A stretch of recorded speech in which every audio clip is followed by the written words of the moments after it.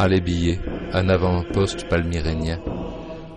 À cet endroit de sa longue course, l'Euphrate traverse un défilé entre deux collines. Un poste d'observation idéal qui n'a pas échappé aux Palmyréniens. Parvenue à l'époque de sa puissance, la reine Zénobie fit construire au IIIe siècle après Jésus-Christ 2 places fortes de part et d'autre du fleuve. Sur la rive droite, Halebiye, sur la rive gauche, Zalebiye. Elle pouvait ainsi contrôler le trafic fluvial, d'où l'oasis tirait une partie non négligeable de ses revenus. Dans leur état actuel, les ruines datent du VIe siècle et du règne de Justinien. Le poste militaire de Halebiye était défendu par une puissante muraille. C'est aujourd'hui la partie la mieux conservée du site.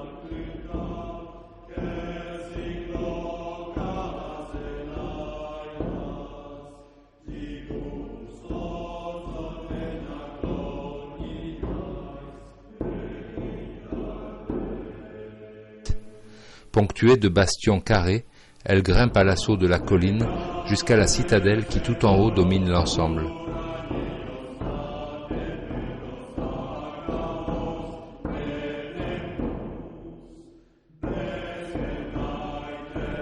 Deux portes étaient ménagées du côté du fleuve, l'une au sud, l'autre au nord. À l'intérieur du périmètre, on distingue les ruines de bains du côté du fleuve et de 2 basiliques à mi-pente.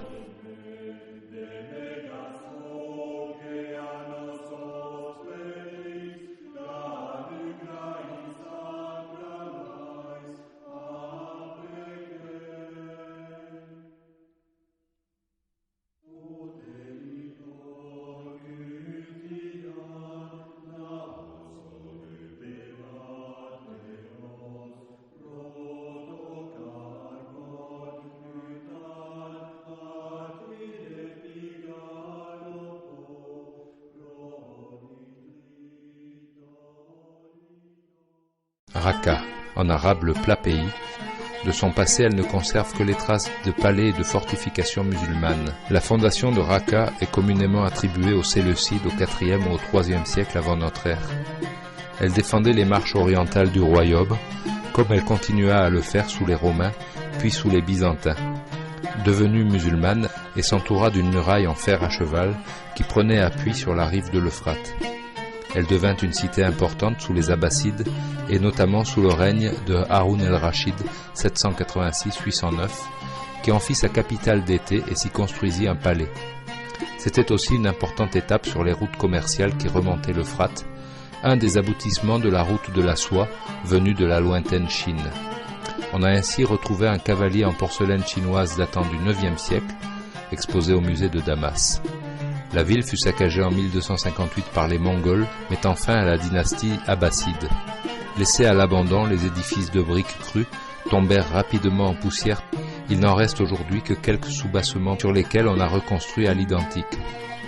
On peut ainsi voir une partie importante de la muraille, ainsi que, vers le sud-est, la reconstitution d'une porte de la ville, Bad Bagdad. Le palais des jeunes filles, Qasr al-Banat, a lui aussi fait l'objet d'une importante reconstitution.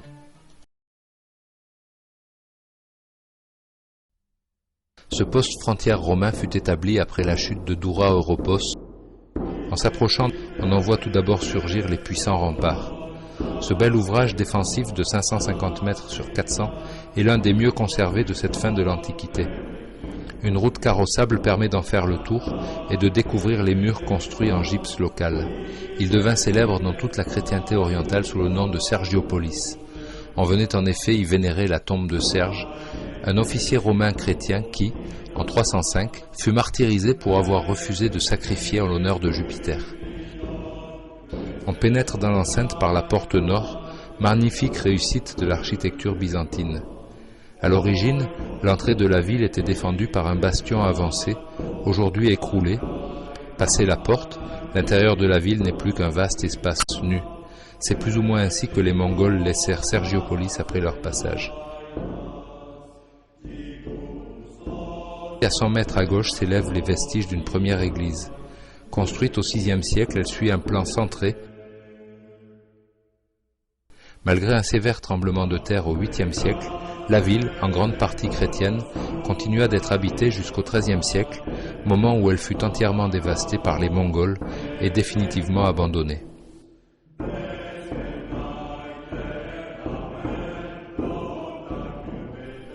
Poursuivant toujours dans la même direction, 100 mètres encore, et voici à droite la première des 3 colossales citernes de la ville. L'une est pourvue d'un double bassin. La plus grande se trouve la plus près du mur sud.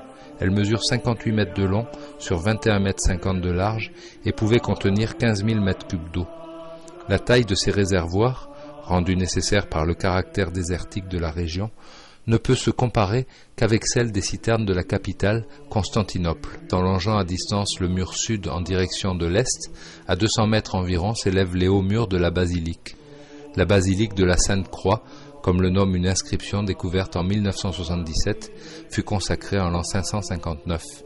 Elle abritait sans doute le tombeau de Saint-Serge et resta ouverte au culte chrétien jusqu'au XIIIe siècle. La nef centrale est séparée des 2 bas-côtés par de hautes arcades dont l'audace architecturale ne put défier longtemps les lois de la gravitation. Quelques années après leur construction, il fallut les soutenir par 2 arches plus petites reposant sur 3 piliers. Au centre de la nef, une estrade surélevée, rehaussée à l'origine d'un baldaquin de pierre, servait à la lecture des textes saints. Des 2 côtés de la nef, au-dessus des arches, de nombreuses ouvertures étaient aménagées dans la partie supérieure du mur, de manière à laisser pénétrer largement la lumière. Le barrage de Tapka, à 149 km d'Alep, mis en service en 1975, ce magnifique ouvrage de 2500 mètres de long pour 512 de large à la base, a permis le remplissage d'un lac de retenue, le lac Assad, d'une capacité de 11 milliards de mètres cubes. Il devait permettre l'irrigation de plus de 600 000 hectares, projet revu depuis à la baisse. D'une terrasse, on découvre une jolie vue sur l'étendue du lac. Sur l'autre rive se dresse la silhouette du Qalat el-Jaber, un fortin construit au XIIe siècle par Noureddin. L'Euphrate, enjeu du XXIe siècle. En 1992 était inauguré, près de la ville de Harran en Turquie, le barrage Atatürk, le 5e plus grand barrage du monde. En amont, un lac de retenue de 800 km² devrait permettre à l'horizon 2010 l'irrigation de 1,7 million d'hectares. Depuis le début de sa réalisation, ce projet titanesque a suscité un vif émoi dans les pays riverains de l'Euphrate, en aval du barrage, et notamment en Syrie. Déjà pendant 1 mois en 1990, la Turquie avait interrompu en partie le flot de l'Euphrate, entraînant une inquiétante baisse des eaux en amont du barrage de Tapka. Depuis, la Turquie s'est engagée à fournir à la Syrie un débit de 500 mètres cubes par seconde, les autorités de Damas en demandant pour leur part 700. En l'absence de tout accord, la Syrie reste dangereusement dépendante de la Turquie qui, en cas de tension, pourrait décider de fermer le robinet. La mise en service du barrage de Tapka lui-même a suscité une vive émotion en Irak cette fois. Le remplissage du barrage Assad, 11 milliards de mètres cubes en 1975, avait réduit d'1/4 le débit du fleuve, entraînant une grave sécheresse en Irak où l'agriculture dépend presque entièrement de l'irrigation. Bagdad commença alors à masser ses chars près de la frontière et il fallut une médiation de l'Arabie saoudite pour éviter de justesse un conflit armé. Alors ici c'est des épices, on est dans le truc d'Alep et au fond on voit les savons aussi qu'on utilise pour faire ce gâteau là. Tout le reste c'est du pain sauf le blanc.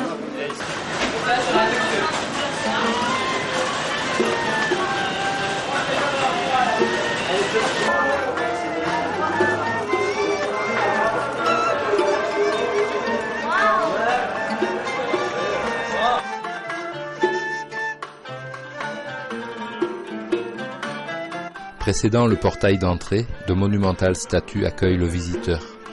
Elles sont la réplique de celles qui décoraient la façade d'un temple du 1er millénaire avant notre ère, sur le site de Tel El Halaf, dans le nord du pays à la frontière turque. Salle 1, les sites de la Djezireh.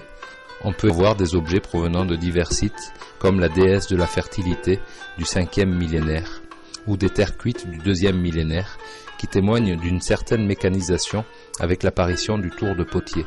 Cette région fertile qui s'étend au nord-est du pays, entre le Tigre et l'Euphrate, fut le berceau de très anciennes cultures.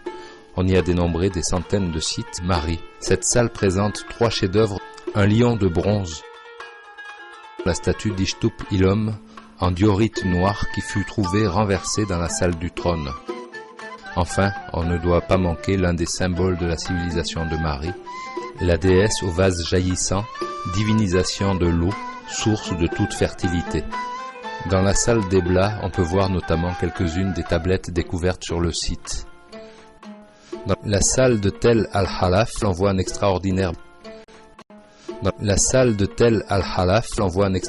bestiaire de divinités fantastiques.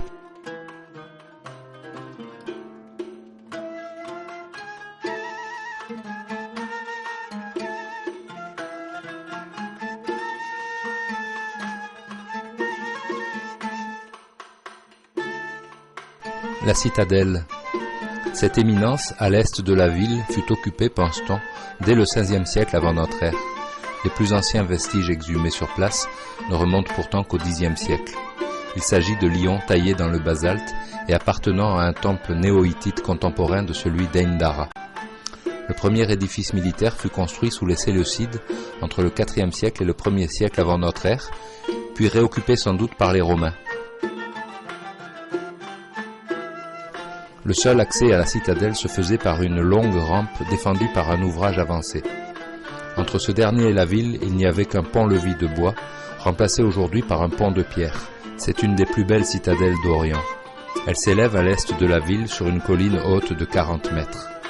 Pour la rendre encore plus inaccessible, le fils de Saladin fit creuser tout autour un énorme fossé large de 30 mètres. Sur la pente de la colline inclinée à 48 degrés, un glacis maçonné de larges dalles rendait toute approche impossible. Si par extraordinaire, les assaillants parvenaient, sous le tir constant des défenseurs jusqu'au pied de la muraille, ils se heurtaient à une façade aveugle. Le portail d'entrée ouvre en effet à droite, interdisant par manque de recul l'emploi d'un bélier. Pris dans cette souricière, les attaquants succombaient rapidement sous les tirs des défenseurs embusqués derrière les meurtrières qui surplombent le porche. Au-delà, le couloir qui conduit à la cour de la citadelle dessine 5 courbes destinées à briser l'élan d'hypothétiques assaillants qui seraient parvenus jusque-là. C'est à l'époque des croisades que la citadelle retrouva toute son importance militaire. Au sommet de la citadelle, les vestiges disséminés au sommet de la colline datent de diverses époques et sont assez ruinés. Au débouché du couloir coudé qui vient de l'entrée, un chemin conduit tout droit à la partie la plus haute de la citadelle du côté opposé. En chemin, on trouve tout d'abord sur la droite un portail prolongé d'escaliers qui descendent vers une fosse creusée dans le roc. C'est là, dit-on, que Renaud de Châtillon passa ses 16 années de captivité. Jamais les Francs ne parvinrent à saisir l'imprenable forteresse. Plus loin, on découvre sur la gauche une petite mosquée. C'est la mosquée d'Abraham, construite au XIIe siècle, à l'emplacement où, selon la tradition, le patriarche se serait arrêté en route vers la terre promise. Plus haut à gauche s'élève la grande mosquée de la citadelle, construite au début du XIIIe siècle. En surplomb de la muraille, une terrasse permet d'embrasser une large partie de la ville. La citadelle fut gravement endommagée par le raid des Mongols en 1260, avant d'être totalement détruite par les hordes de Tamerlan en 1400. En redescendant, on traverse le théâtre de plein air, moderne, pour gagner les vestiges du palais ayoubide du XIIIe siècle. Son hammam a été joliment restauré. Plus bas, ouvre sur une cour l'ancienne salle du trône des gouverneurs mamelouks. De là, des marches permettent de redescendre par un escalier dérobé jusqu'au premier portail d'entrée. L'arrière-pays d'Antioche fut dans les premiers siècles de notre ère un bastion du christianisme, avec ses cortèges de moines errants qui parcouraient les campagnes, ou ses premiers ermites reclus dans leurs grottes ou au fond de leur monastère. Le plus célèbre d'entre eux fut Siméon le Stylite, qui passa 36 années de sa vie au sommet d'une colonne. Dès sa mort, on éleva autour d'elle une magnifique basilique. Le phénomène des Stylites dura jusqu'au XIIe siècle en Orient. Les ascètes de Syrie. Depuis le milieu du IVe siècle, les campagnes syriennes étaient peuplées d'une foule d'ermites et de moines. Il s'agissait pour ces athlètes de Dieu de montrer aux habitants des villes et des villages l'exemple du renoncement. Ils s'installaient ainsi au bord des chemins, à la lisière des villes et des villages. D'autres parcouraient la campagne en psalmodiant des hymnes. Tous frappaient les esprits par leur étrangeté incroyable et provocante. L'ensemble de Saint-Siméon fut construit vers 472, soit plus de 10 ans après la mort du saint. On y trouve un immense martyrium, église commémorative, construit autour des vestiges de la colonne du stylite. Il s'agit d'un vaste édifice octogonal, plus de 30 mètres de diamètre, que prolongent 4 bras tendus vers les points cardinaux. Au centre de l'octogone se dresse un moignon de la colonne du stylite, objet de la vénération des fidèles. Pour dominer leur corps, source de toute tentation et de tout péché, il lui faisait subir d'atroces ascèses. Ainsi, les brouteurs, qui se nourrissaient d'herbes sauvages, mangeaient à même le sol. D'autres s'enfermaient des années dans des puits, des citernes ou des cabanes qu'ils faisaient murer, à l'exception d'une petite ouverture, par laquelle les villageois leur passaient une maigre pitance. Beaucoup suivaient le carême quadragésimal, s'abstenant de toute nourriture pendant 40 jours. D'autres encore choisissaient le cœur des villes. Ils se tenaient debout et immobiles pendant des jours, au beau milieu des places publiques. Siméon, pour sa part, à 14 ans, il quitta sa famille pour rejoindre un groupe d'ascètes du voisinage. Il passa 2 ans en leur compagnie, puis rejoignit le monastère de Téléda. Pendant 10 années, il s'employa à surpasser ses compagnons en mortification. Au nord du martyrium s'élève un petit édifice. C'était le tombeau des moines. Les défunts étaient tout d'abord déposés dans les sarcophages à l'entrée. Puis leurs os étaient rangés par type, les crânes d'un côté, les fémurs d'un autre, etc., comme cela se fait encore dans les monastères orthodoxes. Craignant que ces exploits ne mettent en péril l'harmonie de la communauté, le supérieur le chassa. Siméon s'établit alors dans le village de Télanissos, au pied de l'actuelle basilique. Là, il se mura dans une cabane, recevant pour toute nourriture quelques pains et un peu d'eau qu'on lui glissait par une petite ouverture. Après 3 ans de cet isolement, il gravit la colline où il s'enchaîna au centre d'un enclos de pierre. Sa renommée de sainteté avait dépassé les limites du village pour atteindre Antioche, la capitale. Au bout de l'esplanade, le baptistère est un élégant petit édifice octogonal. La cuve baptismale, on y pratiquait une immersion totale, se trouve dans l'abside orientale. Les catéchumènes entraient d'un côté, descendaient dans la cuve et sortaient de l'autre. On pratiquait en effet de nombreux baptêmes à Saint-Siméon. Les pèlerins étaient pour beaucoup des paysans des environs. Même s'ils vénéraient la mémoire du saint, ils restaient profondément attachés à leurs rites païens. Leur venue était pour le clergé l'occasion de gagner de nouveaux fidèles. Le baptistère, lui aussi, forme un octogone. Des foules de pèlerins accouraient pour recevoir sa bénédiction. Importuné par cette incessante cohue, Siméon décida de s'installer au sommet d'une colonne. Il y resta 36 ans jusqu'à sa mort. Au loin, à droite, à 50 km, c'est la Turquie.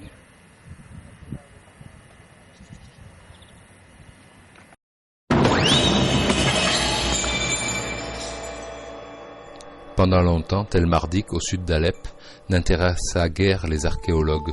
Pourtant, la topographie était parlante. Un vaste bourrelet de terre délimitait un espace au centre duquel s'élevait un tel. C'est en 1964 qu'une équipe d'archéologues italiens se mit à fouiller le site. En 1968, un buste en basalte fut exhumé. Sur son épaule était gravée une inscription « Ibit Lim, fils du roi d'Ebla ». L'antique cité syrienne, connue jusque-là par des textes sumériens, réapparaissait au plein jour.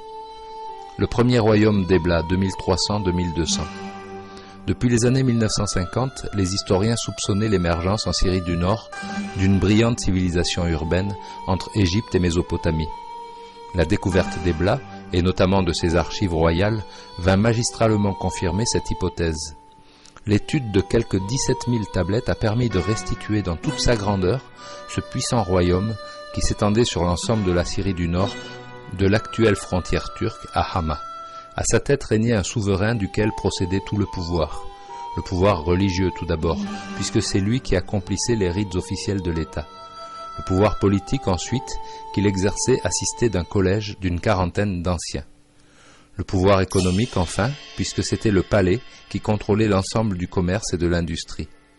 Les archives nous ont également dessiné une image précise de la population de la ville.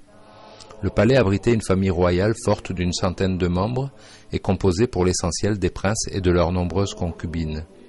Autour d'eux gravitait une foule de serviteurs et d'artisans. Les archéologues ont mis au jour dans les ateliers royaux des blocs bruts de lapis-lazuli destinés à être travaillés sur place. Leur provenance de l'actuel Afghanistan témoigne également de l'importance des échanges commerciaux que confirme la découverte de nombreux objets provenant d'Égypte.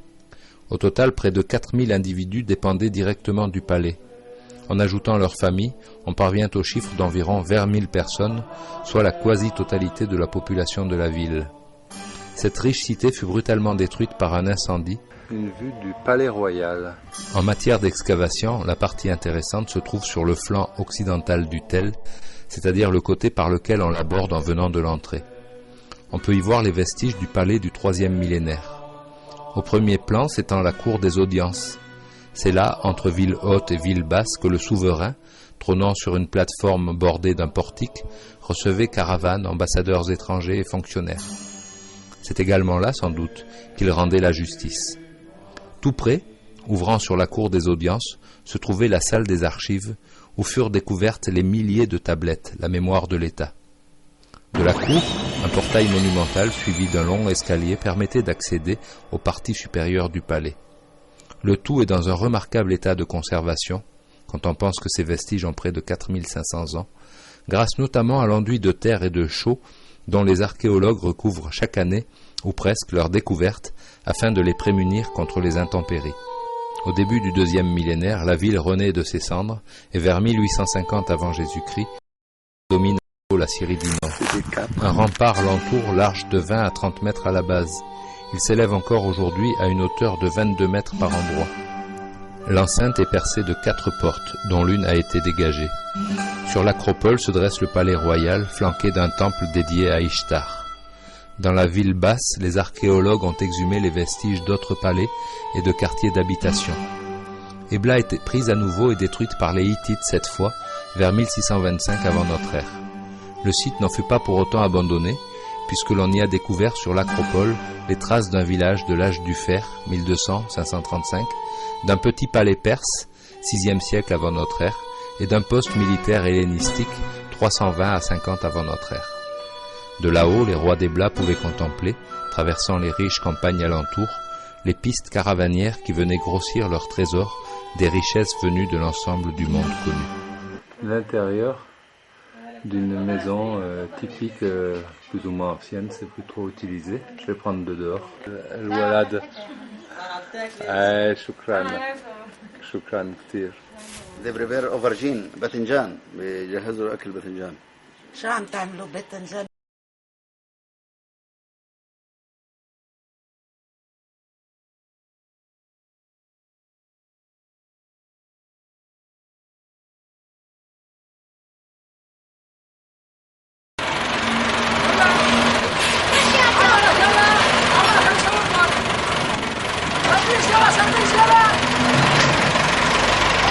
Voilà. Apamé sur l'Oronte. Apamé est aujourd'hui réduite à ce qu'elle était à ses origines, un village perché sur une butte dominant la dépression du Gab, l'extrémité nord de la grande dépression syro-africaine qui se termine dans la vallée du Rift au Kenya. Si Alexandre laissa sur place une garnison macédonienne après son passage, Apamé naquit véritablement en 301 lorsque Séleucos, après avoir remporté la victoire sur ses rivaux, décida de construire au pied de l'acropole l'une des 4 cités séleucides de Syrie, avec Latakié, Antioche et Séleucie à l'embouchure de l'Oronte. Elle fut ravagée par un séisme en l'an 115 et reconstruite durant tout le IIe siècle. Selon le recensement de l'an 6-7 de notre ère, on n'y comptait pas moins de 500 000 habitants. Du nord au sud courait le Cardo, l'artère principale de la ville, long de 1800 mètres et bordé d'une majestueuse colonnade. 400 de ces colonnes ont aujourd'hui été relevées et constituent l'un des attraits majeurs du site. Après une brève occupation sassanide en 256, la cité participe à la paix et à la prospérité qui règne dans toute la Syrie byzantine et qui culmine au 5e siècle. C'est alors l'un des foyers du christianisme oriental et la ville se couvre d'églises. L'une d'entre elles abrite la relique de la Sainte Croix. Victime de séisme au VIe siècle, Apamé tombe à nouveau en 573 aux mains des Perses sassanides. Quelques 292 000 prisonniers sont alors emmenés en Perse. La ville n'est pourtant pas abandonnée. Elle subit pour la dernière fois le joug perse entre 613 et 628. Reprise un temps par les Byzantins, c'est en libérateur qu'elle accueille les musulmans en 636. Le plateau de la ville basse est peu à peu abandonné. Le XVIIe siècle voit la construction sur le flanc de la colline d'une élégante mosquée ainsi que d'un vaste caravansérail où sont conservées aujourd'hui quelques-unes des plus belles mosaïques mises à jour sur le site. À Pamé, ou plutôt Qalat al-Moudik, la citadelle du défilé comme l'appellent les Arabes, restait une étape importante sur les routes caravanières de l'Orient. Là ont défilé les cortèges des grands conquérants et des visiteurs de marque. Pompée qui venait soumettre la ville au nom du Sénat, Cléopâtre qui, avec son bel Antoine, tentait de soustraire l'Orient à l'emprise de Rome, Septime Sévère venu consulter le célèbre oracle de Zeus, Caracalla, un enfant du pays en somme, qui revenait d'un voyage en Égypte, Julien l'Apostat, le dernier empereur païen, qui tenta bien maladroitement de ranimer les feux de la culture classique moribonde. Hama.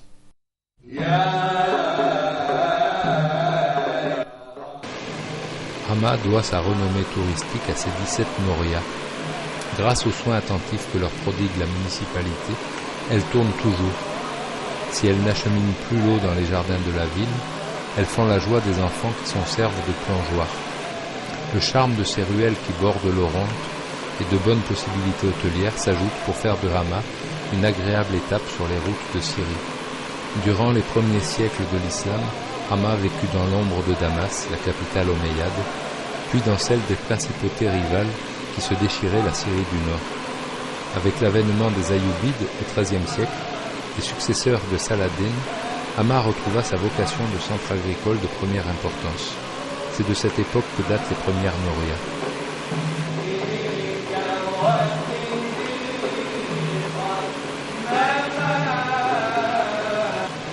Une agréable promenade longe l'Orente en suivant de pittoresques ruelles en partie couvertes qui permettent de découvrir le vieux Hama. Quatrième ville syrienne par sa population, Hama passe pour l'une des plus traditionnalistes en matière de mœurs. La réputation ne semble pas usurpée lorsque l'on considère la forte proportion de femmes voilées que l'on rencontre dans les rues.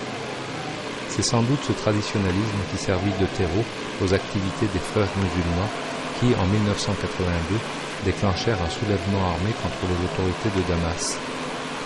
La reprise en main de la ville se solda par des milliers de victimes et la destruction d'une partie du centre.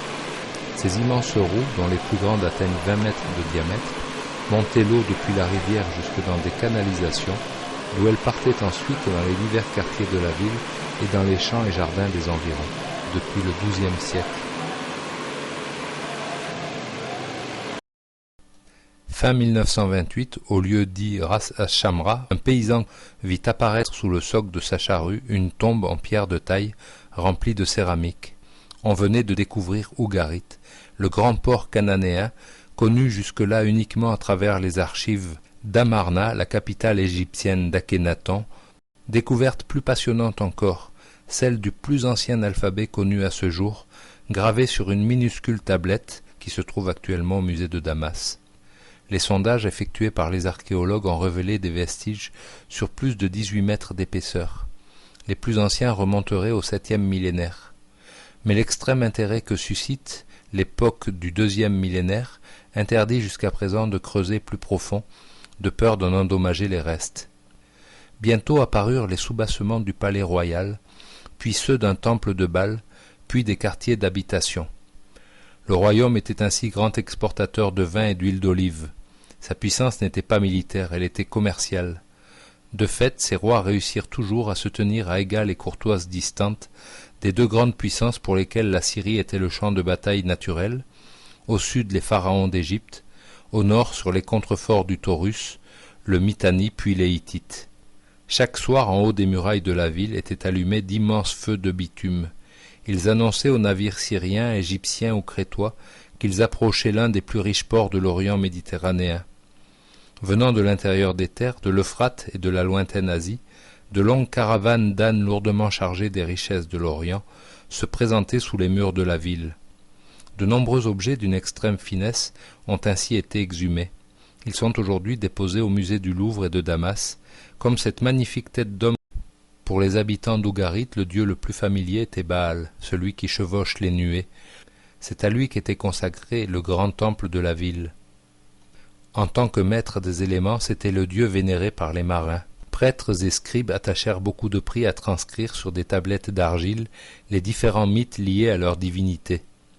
Les archives du palais ont ainsi livré des milliers de tablettes écrites en pas moins de 8 langues, toutes, à l'exception de l'égyptien hiéroglyphique, étaient transcrites en caractères cunéiformes dans un système où chaque signe représentait une syllabe. D'où un énorme effort de mémorisation pour les scribes. C'est alors que vers le XIVe siècle, l'un d'entre eux eut une intuition géniale, représenter chaque son par un signe. L'alphabet était né, un alphabet de 30 signes disposés sur des abécédaires comme celui que l'on peut voir au musée de Damas, en un ordre précis pour en faciliter l'apprentissage. Cet ordre s'est transmis inchangé aux alphabets hébreux et phéniciens, puis à partir de ce dernier aux alphabets grecs et latins. Ainsi, les petits écoliers d'aujourd'hui apprennent l'alphabet dans l'ordre établi par un scribe obscur d'Ougarit, voici près de 35 siècles. Le royaume d'Ougarit disparut brutalement vers l'an 1200, sans doute à la suite des invasions des peuples de la mer, conquérants d'obscure origine qui dévastèrent toute la Méditerranée orientale. Il ne se releva jamais. Le Krak des chevaliers, ce n'est pas et de loin le plus vaste des forts croisés de Terre Sainte. Il apparaît au contraire comme une masse compacte, repliée sur elle-même, tassée comme un fauve prêt à fondre sur Homs ou sur Hama. Cet avant-poste de la chrétienté, merveilleusement conservé, domine la célèbre trouée de Homs qui fait communiquer le littoral avec l'intérieur. Le Krak doit son nom à une garnison de soldats kurdes que l'émir de Homs installa sur cette position hautement stratégique en 1031. En 1099, avant même d'avoir atteint Jérusalem, les croisés s'en emparèrent, conduits par Raymond de Saint-Gilles, comte de Toulouse. Elle fut, en 1142, remise aux chevaliers de l'hôpital, à qui l'on doit l'essentiel de la construction. Une double enceinte protégeait un périmètre compact, où s'entassaient sur plusieurs niveaux bêtes et chevaliers, hommes de troupes et serviteurs. Quelques 2000 hommes, dit-on, y tenaient garnison. Des chevaliers, bien sûr, et des fantassins venus d'Occident, mais aussi des troupes indigènes levées localement. Le Krak n'abritait pas la demeure d'un seigneur, mais bien une communauté militaire dirigée par des moines soldats, conscients du rôle capital que tenait la forteresse dans la défense avancée de la Syrie franque. D'où les immenses réfectoires réservés aux hommes de troupe. On trouve au Krak la plus vaste des salles de ce type de toutes les forteresses franques, mais aussi une salle des chevaliers, délicat ouvrage construit au XIIIe siècle dans un superbe style gothique, ou une chapelle émouvante de simplicité, les maîtres du Krak logés dans 3 puissantes tours qui assuraient la défense de l'ouvrage vers le sud-ouest, le côté le plus vulnérable. Elles servirent de dernier réduit lors de la prise du château par Beybar en 1271. Bien des conquérants musulmans brisèrent en vain leur épée contre les formidables murailles de la citadelle des Hospitaliers. Au premier rang d'entre eux, Nour ed-Din puis Saladin qui, à plusieurs reprises, tentèrent sans succès de s'en emparer. Ce n'est que dans les dernières décennies de la présence franque en Orient, lorsque les États latins n'étaient plus réduits qu'à quelques lambeaux éparses, que les musulmans réussirent à prendre le Krak. Cet honneur revint au sultan Beybar, qui, à la tête de ses mamelouks, vint planter le siège devant la forteresse le 24 mars 1271. Le dernier espoir de renfort pour les Francs était mort 6 mois plus tôt à Tunis, avec Saint-Louis. Les sapeurs de Beybar entreprirent de creuser des mines sous les murs, contre lesquelles furent jetées des échelles de bois, prêtes à l'assaut final. Bien vite, les musulmans se ruèrent dans la place. À l'intérieur, ils rencontrèrent une 60aine de chevaliers à la tête d'une petite troupe de fantassins. Par trop inégal, le combat tourna très rapidement en faveur des assaillants. Bon nombre des chevaliers furent tués dès le premier assaut, et les survivants n'eurent que le temps de se réfugier dans le logis du maître, une des tours qui domine le côté sud-ouest. Ils obtinrent grâce et furent autorisés par Beybar à quitter la place sains et saufs. C'est que le sultan n'entendait pas détruire une si formidable place forte. Il craignait une contre-attaque des Hospitaliers qui tenait toujours le château de Markab. C'est du reste aux Mamelouks que l'on doit les dernières fortifications de la citadelle, ainsi que l'inscription en arabe au-dessus de l'entrée, qui rappelle la victoire de Beybar. Mais lorsque les Francs furent définitivement chassés de Terre Sainte, avec la chute de Saint-Jean d'Acre en 1291, la citadelle devint inutile et tomba rapidement dans l'oubli. Lorsqu'après la Première Guerre mondiale, les architectes français dépêchés sur place par la puissance mandataire abordèrent le site, ils trouvèrent, à l'intérieur même de la citadelle dont les murs étaient pour l'essentiel debout, une communauté alaouite d'environ 600 personnes. Depuis des générations, des villageois occupaient le site, utilisant les immenses salles comme écuries, greniers et habitations, vivant somme toute comme les chevaliers quelques siècles avant eux. La restauration du Krak fut l'une des premières tâches archéologiques entreprises par les Français au Levant.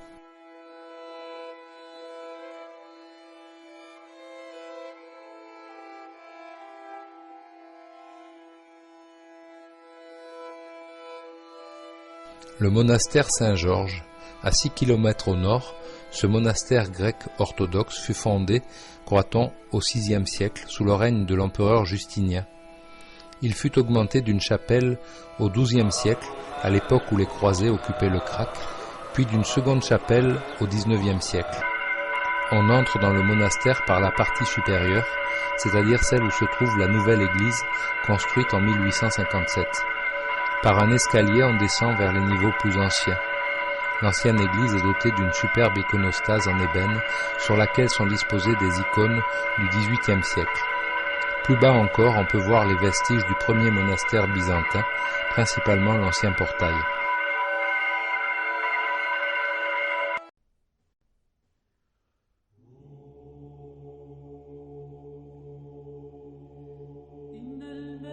La porte de Thomas, Bab Touma. Elle remonte dans sa physionomie actuelle à l'époque ayoubide, XIIIe siècle. Elle fut construite à l'emplacement de la porte de Vénus de la cité romaine.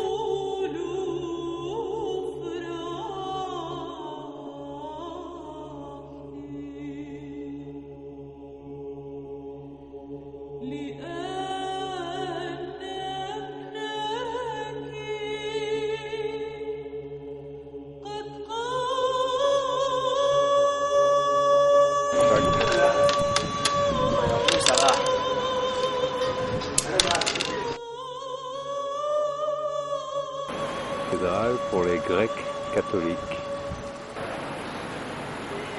Il y a un baptême justement. Alors encore une église en allant sur Bab Sharki. La rue droite se termine à Bab Sharki. Cette porte à triple passage est la seule des portes romaines à être parvenue jusqu'à nous dans son état originel.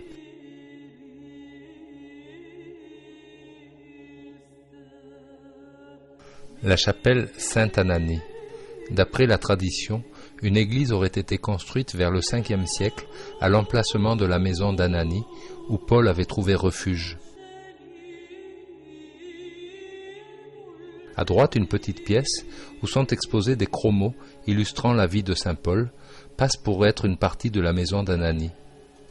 Cette église, dont l'existence est attestée par des récits de voyageurs musulmans au premier temps de l'islam, fut détruite sans doute vers le XIIIe siècle. Le souvenir du lieu se perpétua pourtant, si bien que des fouilles entreprises dans les années 1920 mirent au jour les vestiges d'un édifice byzantin et par-dessous ceux d'une habitation que les archéologues datèrent du 1er siècle de notre ère. Le minaret fut construit sous le règne de Nour ed-Din au XIIe siècle. À droite de la porte se trouvent les patriarcats arméniens, orthodoxes et grecs catholiques. Le périmètre de la vieille ville recouvre à peu de choses près celui de la ville antique, peut-être celui de l'époque hellénistique, IIIe siècle avant Jésus-Christ, plus certainement celui de la ville romaine, 1er siècle avant Jésus-Christ. À cet endroit, le mur d'enceinte conserve à sa base des pierres de gros appareils de l'époque romaine. Après 400 mètres environ, le mur est interrompu par une porte monumentale. C'est par là, dit la légende, que Paul réussit à quitter la ville dans un panier.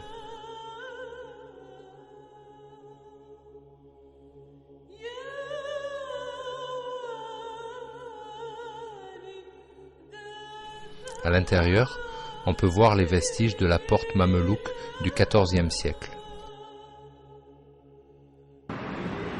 Ça, c'est un travail qui date de 1600 ans.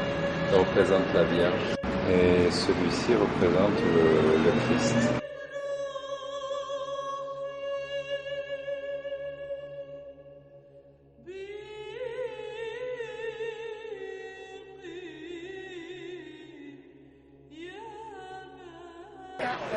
The air conditioner and it bled ever so slightly. I got there. It's cold water, so. The two peacocks carrying the chandelier. Très beau cochon. Well, this is Kashan. This is very much. Très beau cochon. But I love it. That's it got wet. Le Tekkiye Süleymaniye, c'est l'un des plus gracieux édifices qu'ait laissé à Damas l'époque ottomane.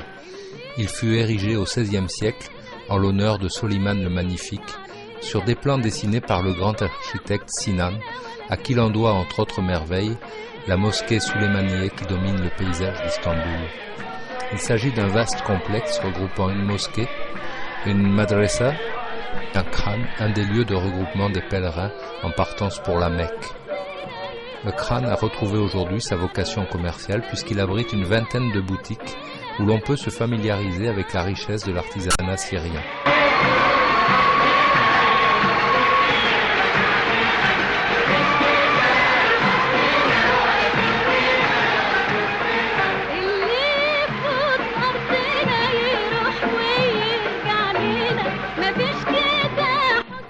Le musée national abrite la plus riche collection archéologique de Syrie, avec celle du musée d'Alep.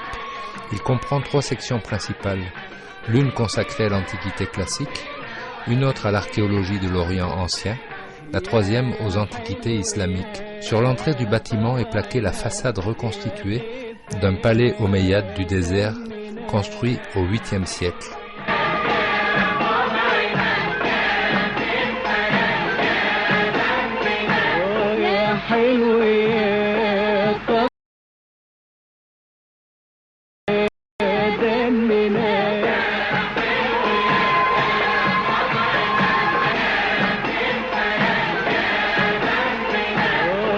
حلو يا طبعنا يا خفيف